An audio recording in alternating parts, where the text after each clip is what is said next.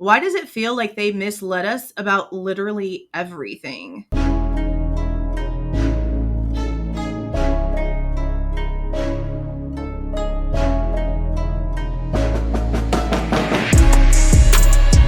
Hey guys, this is Jules with True Crime Reactions.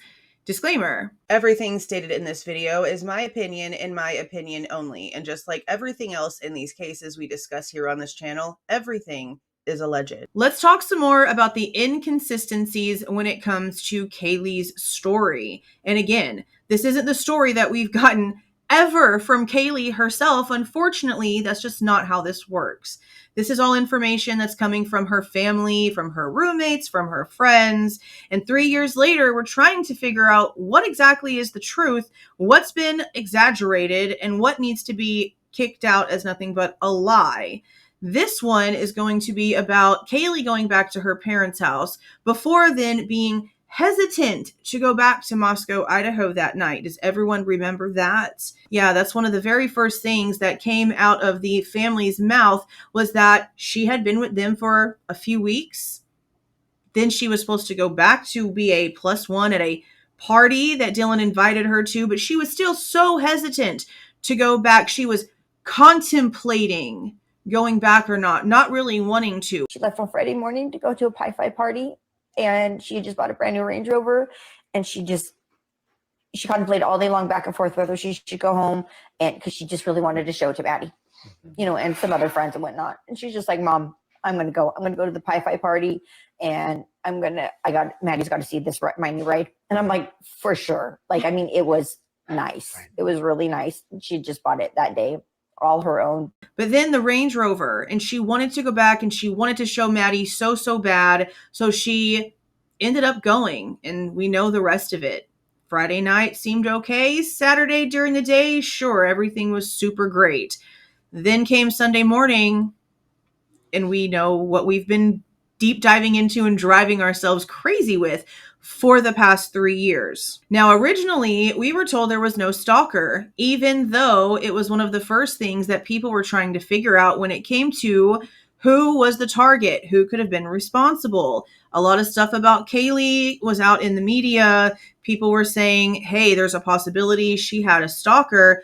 Then the police themselves came out and said, no such thing.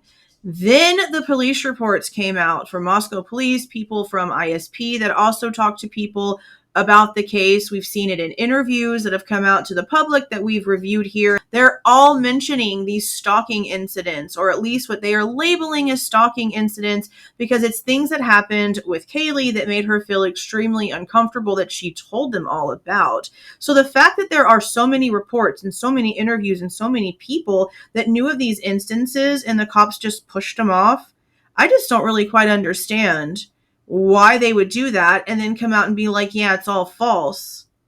In the end, the person that's serving life sentences for this, they stood up in court and stated all of the freaking stalking allegations, both online and in real life, were false. So what did they deny it for? It wasn't like it was a tactic to not allow the person to think that they were onto them. So what was the point? I mentioned the stalking thing because that was one of the reasons why some of us thought that she might have actually gone back to her parents' house, because it didn't really make a lot of sense. She was graduating early. She had wanted to live with Maddie for so long. She finally did. And all right before she was going to be leaving, to me at least, it seemed like you would want to be around your friends. You would want to go party and get coffee and go to brunch and do all the girl things while you could before you left Idaho, before you went to Texas to start being an adult, like a for real one, where you couldn't just run home to mom and dad in a couple hours drive, a real one. So you'd think you'd want to stay around, but no, instead she was there. And it wasn't until recently that we started getting more information that it was really only maybe a week before she went back to Moscow that she had been in her parents' house. So that took away a lot of what was she there for? What was the reasoning? Was it because she couldn't work? Was it the stalker? Turns out it was only a week, and it started on Parents' Weekend. So instead of the parents coming down to Moscow, Kaylee went back.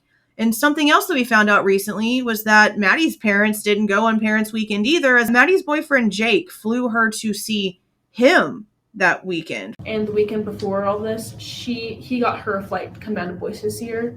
Well, that's good. She got to see him the weekend before. Wait, so that was parents' weekend? Wait a minute.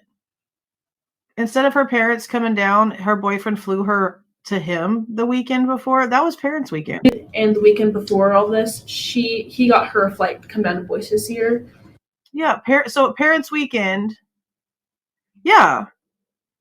Because the weekend of the murders was parents' weekend at WSU, and Jeff was with Xana the literal weekend before for their parents' weekend at U of I, because that's whenever Stacy and Jim finally met Jeff.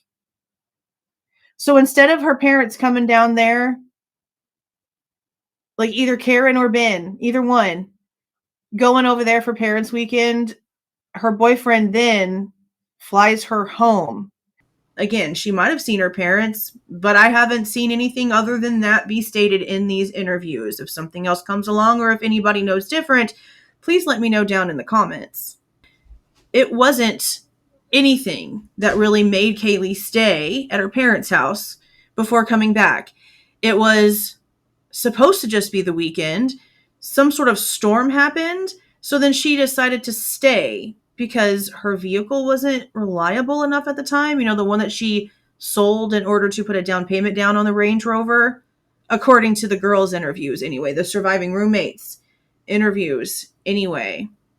So then the Range Rover happened, and then suddenly she could drive back, but it was never the intention for her to stay gone all week. She'd gone home, I think, for a week or so, and then the snow came, and so she didn't come back, and then she got her new Range Rover with new tires. She came home. Now, I popped this up a second ago, but we're going to use it for what the timeline for this would be. So it looks like she would have gone there on Parents' Weekend, University of Idaho's Parents' Weekend, because remember, the weekend that this happened was Parents' Weekend at WSU, which is why Jeff Kernodle was the first parent to get to the police station, the first parent to get to the scene, because he was actually on his way out of town from leaving Pullman to start heading home when he ended up turning around. So he was super close, got there first. But this would mean that she would have gotten to her parents on like Friday or Saturday. It looks like it rained, but didn't even get below freezing at all on Friday. It was in the 40s on Saturday, low 30s, and then 39, low 37. That's nothing at all.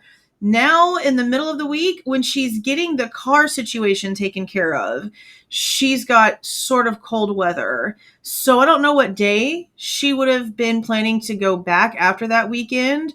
But for Dylan's story to make sense, I don't really know. But we do know she got the Range Rover on the 10th, and she was back in Moscow by Friday the 11th.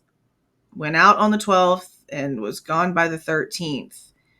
So I don't know. I just don't know why it was put out there with a lot more emphasis than what it really needed to be. It wasn't that she was at her parents' house for any sort of reason, at least nothing that seems obvious at this point.